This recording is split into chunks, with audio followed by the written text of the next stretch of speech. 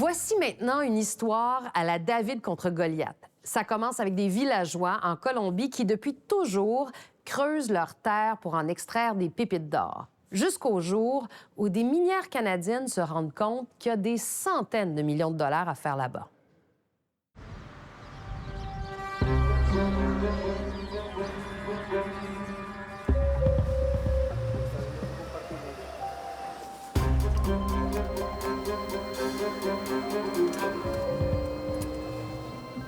La Colombie est l'un des pays les plus convoités par des compagnies minières canadiennes.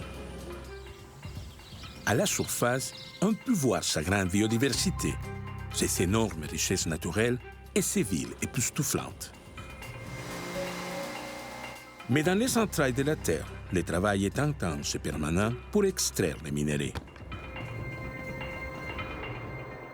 Elles sont arrivées massivement grâce aux accords de libre-échange pour explorer et exploiter de l'or, du nickel, de l'argent, du platine et du cuivre, entre autres. Mais les activités minières ne font pas toujours l'unanimité. Certaines compagnies sont accusées de ne pas respecter ni les droits humains ni les droits environnementaux.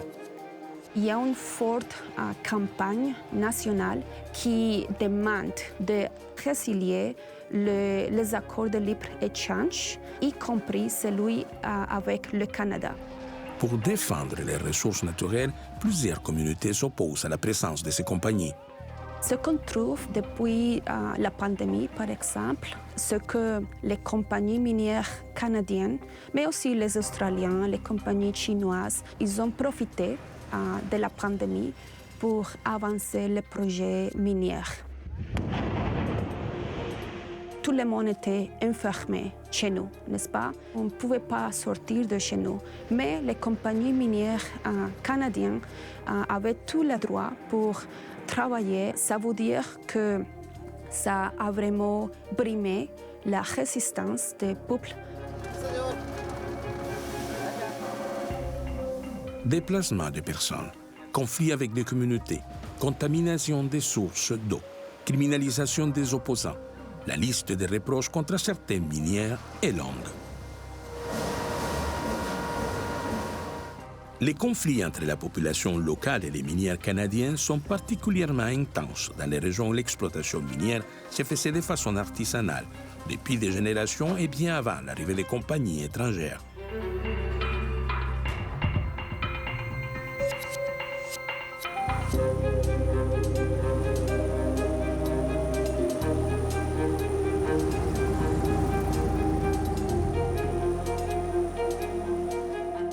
Taraira est un petit village enclavé dans la région amazonienne créé par des aventuriers venus de partout en Colombie.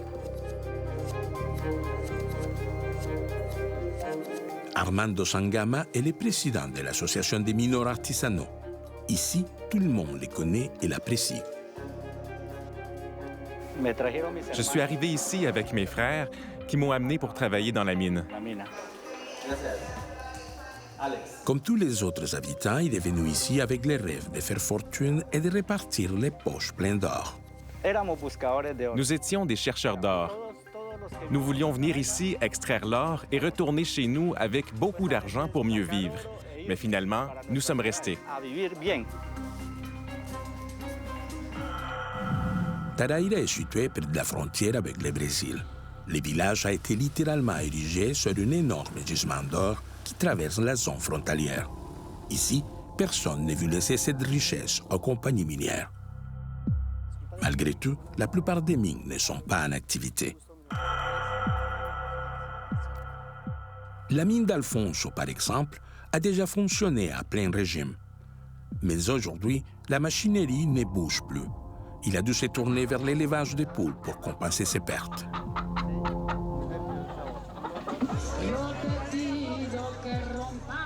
Il était à Bogota, la capitale du pays, le jour où tout a changé pour ces mineurs. L'État a donné une concession minière ici, à une compagnie canadienne. Le fonctionnaire du gouvernement annonce qu'il a donné 10 000 hectares de terrain dans la jungle au sud du pays, dans une zone complètement inhabitée. Les responsables des concessions ont oublié ou n'ont pas remarqué que des mineurs habitaient et travaillaient sur ces terres. J'ai levé la main et j'ai dit, il faut que les compagnies sachent qu'il y a des gens qui vivent là-bas. Il y a des mineurs. Mais rapidement, la concession Tarahira a été attribuée à Cosigo Frontier. Nous ne savons pas ce que l'État a fait à Bogota, mais Cosigo est arrivé ici pour commencer ses travaux d'exploration et de construction. La vie des mineurs et de leurs familles a rapidement changé. Nous n'avons aucune autre source de travail, car c'est une réserve forestière. Impossible de cultiver. Les jeunes n'ont rien à faire. La décision du gouvernement a créé une grande tension entre la compagnie et la population.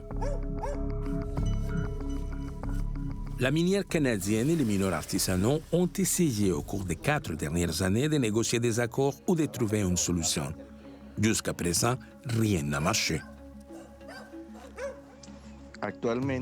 Actuellement, en 2023, ni la compagnie Cosigo Frontier, ni nous, l'Association des mineurs artisanaux, travaillons dans nos mines. Tout s'est arrêté. Pour les mineurs locaux, l'avenir est bouché. Nous ne pouvons pas partir, parce qu'ici, nous avons tout laissé, notre santé, notre vie. Nous devons trouver un accord avec la compagnie ou avec quiconque pour au moins récupérer nos investissements. Recuperemos al menos parte de la inversión.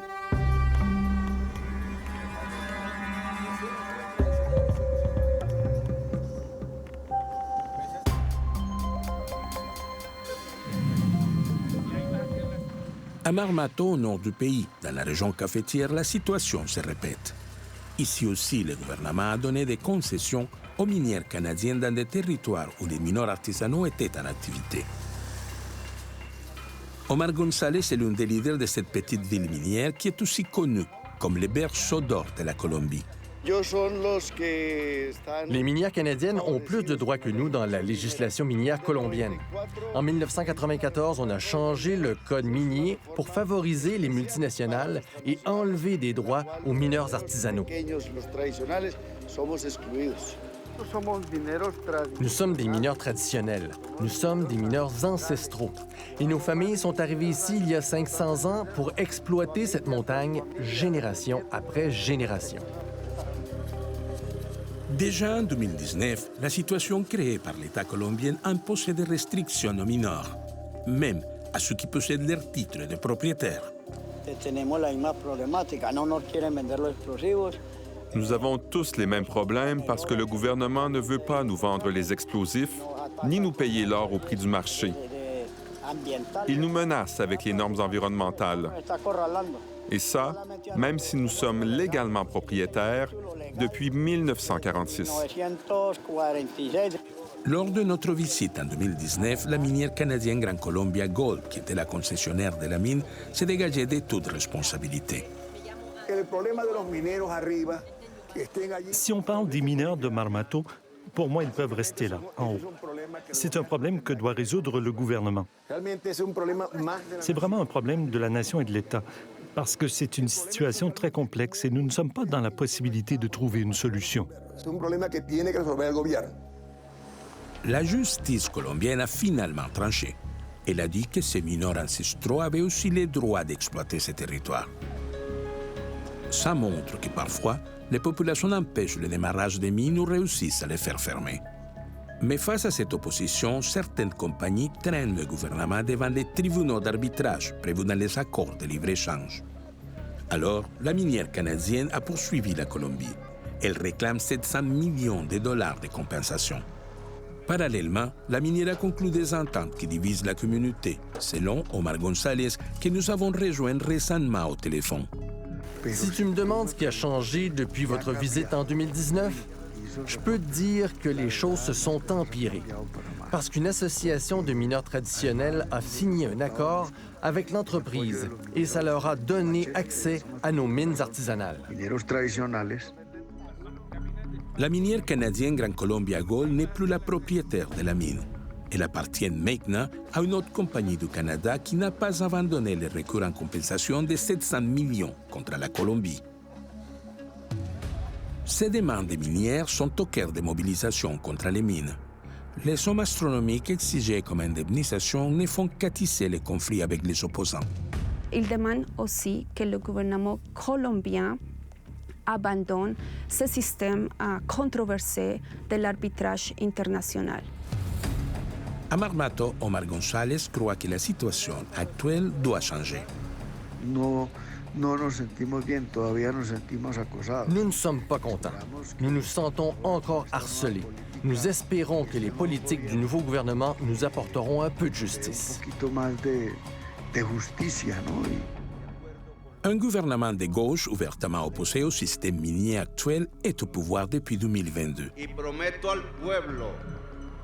Cumplir fielmente la Constitución y las leyes de Colombia. Si así fuere, que Dios... Il a déjà commencé à taxer davantage l'exploitation minière et a interdit ses activités dans certaines zones naturelles.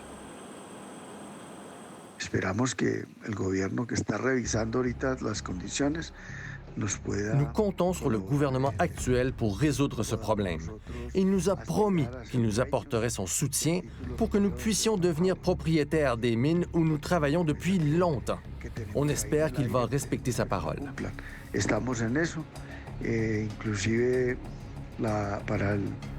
L'avenir de l'industrie minière en Colombie dépend des décisions que prendra le gouvernement en place.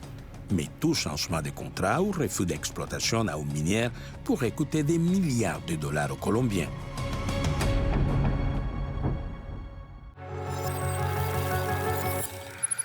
J'espère que vous avez apprécié nos reportages de ce soir. Au nom de toute l'équipe, merci beaucoup d'avoir été là. Je vous donne rendez-vous la semaine prochaine pour une autre enquête.